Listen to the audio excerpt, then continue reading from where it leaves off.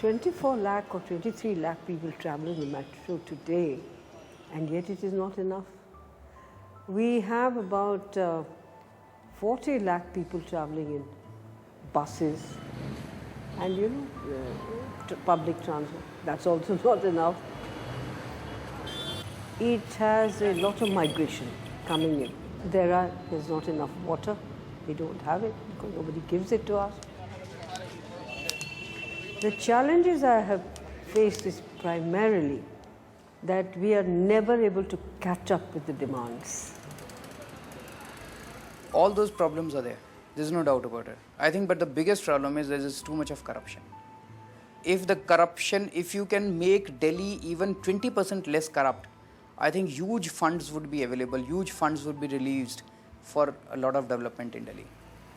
आपने यमुना के अंदर 6,500 करोड़ रुपए खर्च कर दिए। जैसे मेट्रो आपने जैपनीज फर्म को दे दी, ऐसे आप यमुना भी किसी एमएनसी को या किसी कंपनी को देते तो वो 1,500 करोड़ में यमुना साफ़ करके आपको ताला चाबी दे देते, ये लीजिए आपकी यमुना साफ़ हो गई। पर आप करप्शन का क्या करेंगे तो डेवलपमेंट कैसे होगी?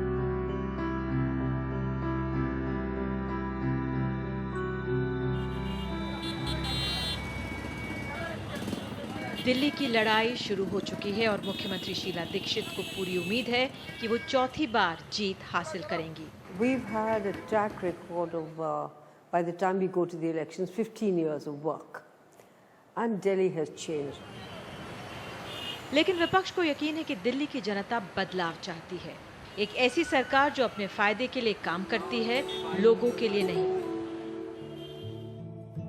2008 में जब शीला दीक्षित ने दिल्ली को वर्ल्ड क्लास सिटी के तौर पर पेश किया तो नौजवान और ऊंचे तबके के वोटरों पर इसका काफी असर हुआ। लेकिन एक के बाद एक घटनाओं से वो सपना चकनाचूर हो गया, जिसकी शुरुआत कॉमनवेल्थ गेम्स से हुई।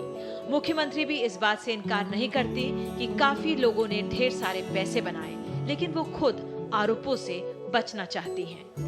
Commonwealth Games, there was a lot of cry about, corruption and all. But the corruption eventually landed up only in the committees, not in the government. इनमें से कई कमेटियों में कांग्रेस के लोग थे या फिर वो इनकी अगुवाई कर रहे थे। कुछ खबरों में रहे, कुछ खबरों से दूर।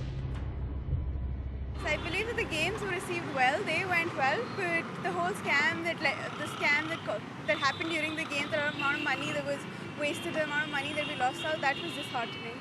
The whole CWG scam. 2G से लेकर कोलगेट तक एक के बाद एक लगातार उजागर हुए घोटालों से यूपीए सरकार को लेकर लोगों का भरोसा डिगा।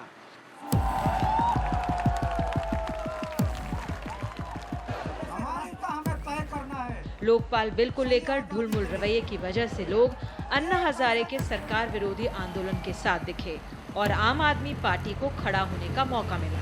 Oh God. Is it a party? Has it been recognized as a party?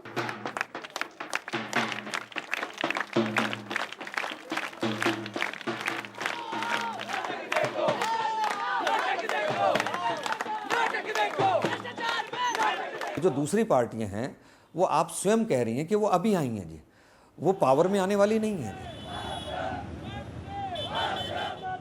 लेकिन कोई भी इनकी अनदेखी नहीं कर सकता। बीते साल बड़े कारोबारी घरानों से लेकर राजनेता इनसे जुड़े। एक के बाद एक खुलासा करने वाले अरविंद केजरीवाल आम आदमी पार्टी का चेहरा बन चुके हैं। लगेगी झाड़ू, उड़ेगी धूल, न बचेगा पंजा, न रहेगा फूल। In 1989, Bofors was a central issue, and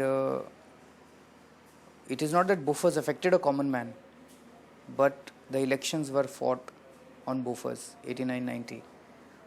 Similarly, now it is not that 2G scam affects me directly, it is not that coal scam affects me directly, but the people are seeing that they are being robbed and they are being cheated by the government, number one. Number two is, every other issue, women's are insecure because police is corrupt.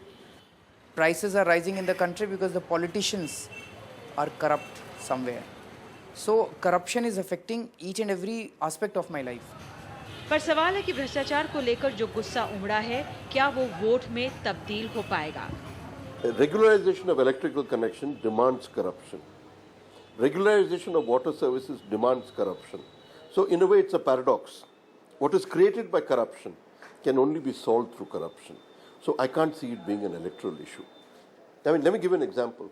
Hundreds of protest movements have many times asked the victims, how come you don't vote for us? They said something very interesting. When we are dying, we'll come to you. But to live, we have to go to the politician.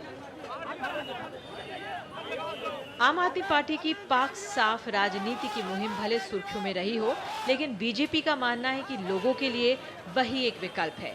सड़क, बिजली, पानी और महंगाई से लेकर भ्रष्टाचार तक के मुद्दों को उठा रही बीजेपी को लगता है कि वो कांग्रेस से सत्ता हथियाने में कामयाब रहेगी।